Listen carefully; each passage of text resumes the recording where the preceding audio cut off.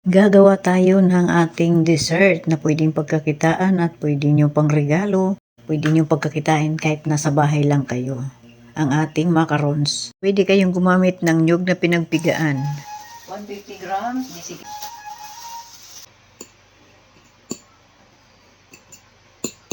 Egg. 3 pirasong large egg.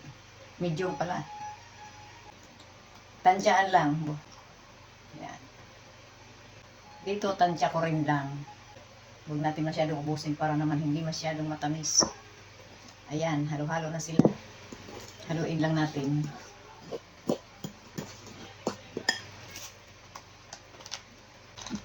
Ayan. Mamaya gagamitan ko to ng wire whisk pa. Ayan, set aside natin to.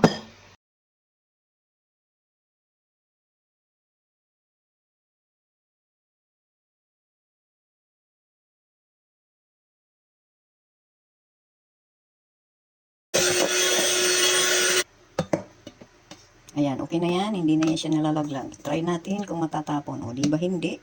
O, okay na yan. Ilagay na natin. Ngayon, ilagay na natin yung ating desiccated coconut mix. Madami din pala. Marami akong natutunan at marami akong pinagkakitaan.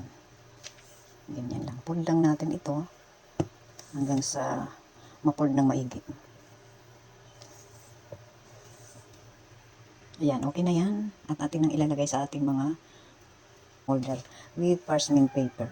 Ayan, mga paper cup. Mainit na yung aking oven.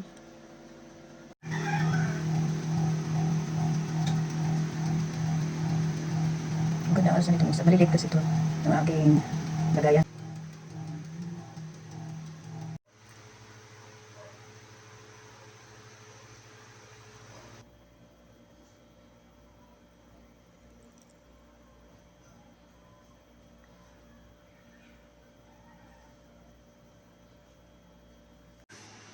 Atin nang tikman ang ating cute na dessert. Ayan guys.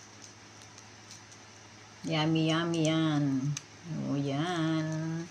Ayan. Ayan. Maliit lang yan pero dessert kasi yan. O diba? Pero masarap yan. Ayan.